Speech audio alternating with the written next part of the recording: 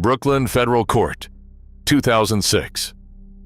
Two of the New York Police Department's most decorated detectives walk into this courthouse in handcuffs. Louis Eppolito, Stephen Caracappa, gold shields turned paid killers for the Lucchese crime family. A 27-page RICO indictment. 8 contract murders. Extortion. A betrayal of public trust, unlike anything the federal system had ever prosecuted. This was their ultimate judgment day, and the case that destroyed them began with one man's decision to talk. The federal charges landed with the weight of a gavel. In Brooklyn's Eastern District Courthouse, Louis Eppolito and Stephen Caracappa stood no longer as officers, but as accused men. The indictment, 27 pages signed and stamped, alleged a criminal partnership that spanned nearly 2 decades.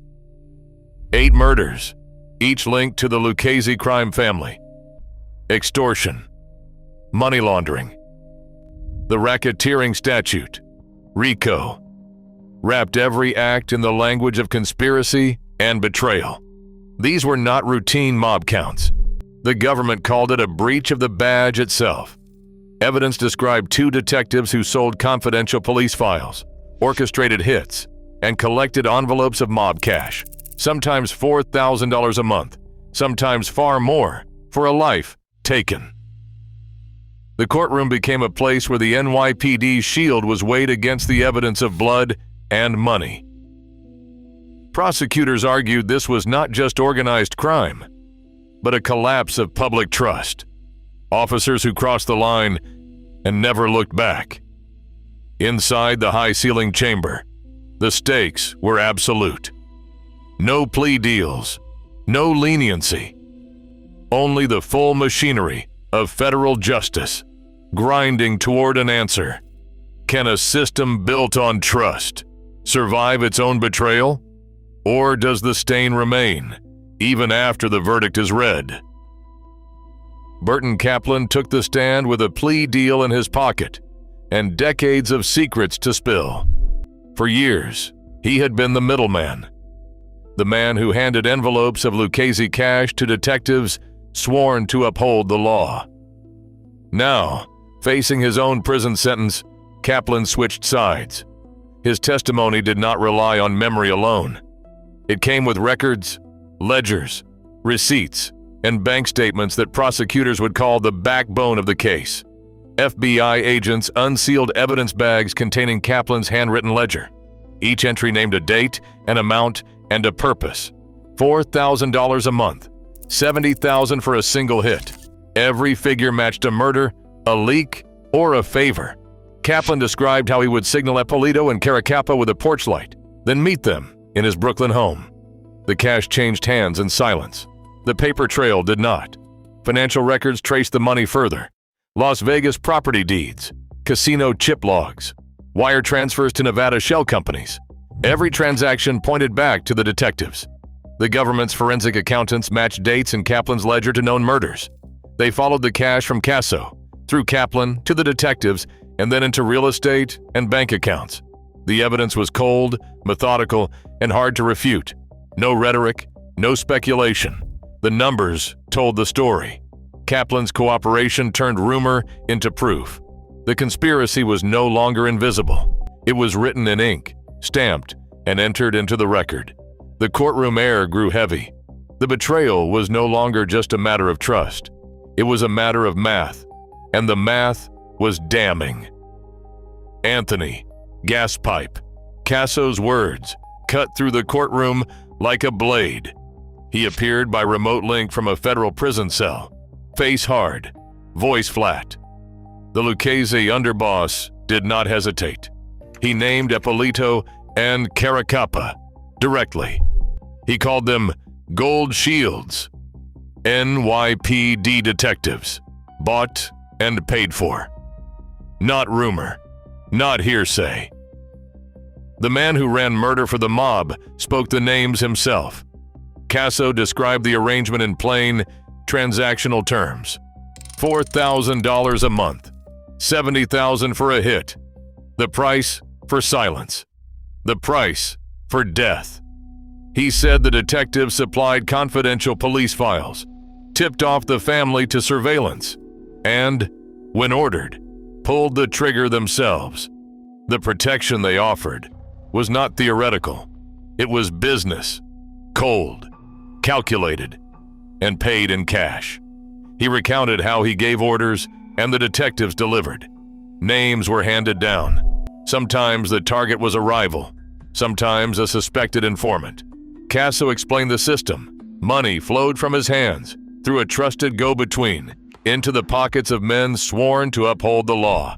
Each payment, each murder, had its own line item. The arrangement was as organized as any mob ledger. No confusion, no ambiguity.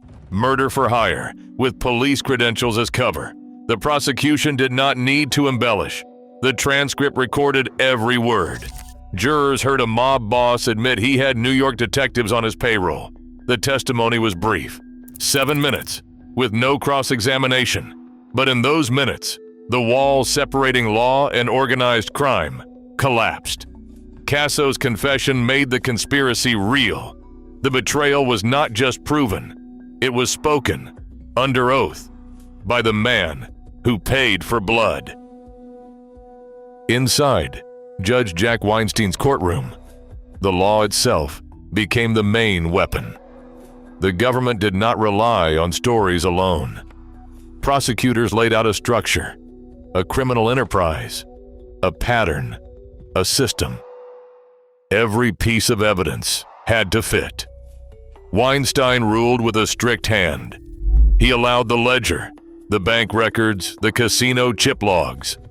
He denied attempts to split the case or bury the documents. The jury would see the whole picture, not fragments. The racketeering charge required proof of an enterprise, something bigger than single acts. Prosecutors mapped out that enterprise with cold precision.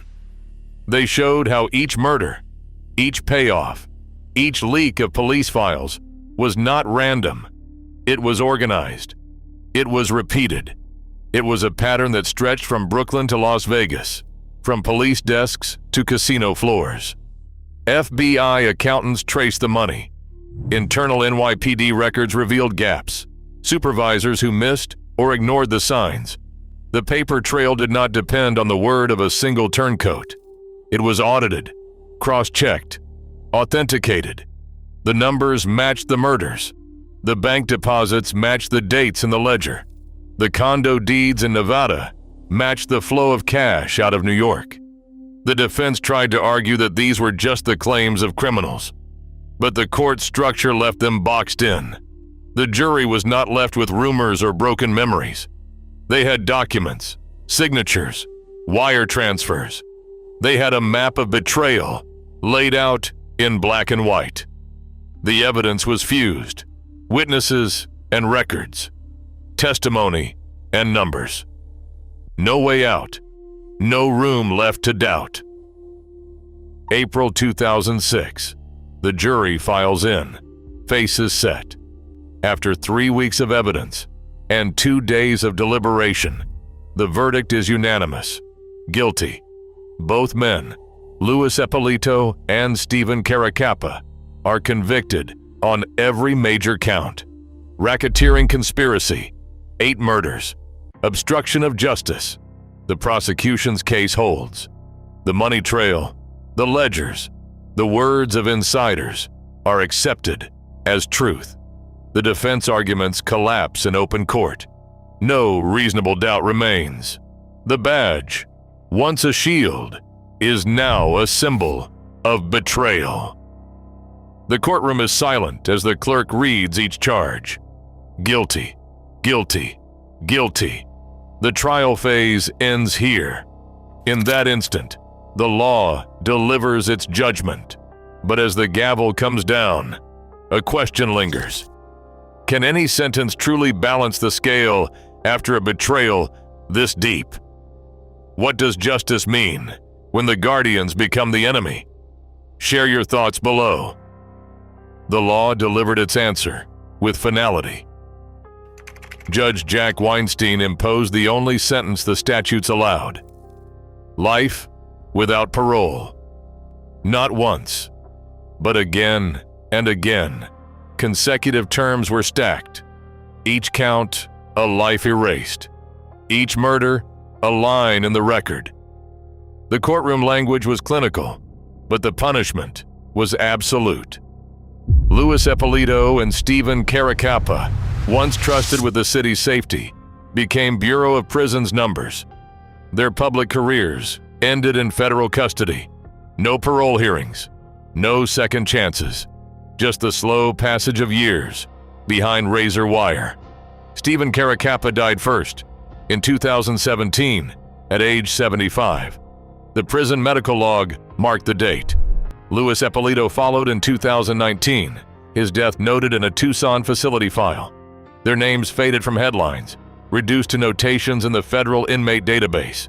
The story did not end for the families left behind. Decades passed before they heard the word guilty. Decades more before the men responsible for their pain died far from home, in cells built for the condemned. For some, the verdict brought relief. For others, nothing could restore what was lost. Justice in this case was measured in years, paperwork, and the silence left by absence. The question remains, when justice comes so late, does it ever truly settle the debt? Share your thoughts below. The badge became a weapon. The law, a cover for murder.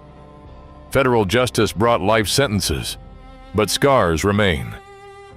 Trust in those sworn to protect was shattered. The question stands: can a courtroom verdict ever make victims whole? Share your view below.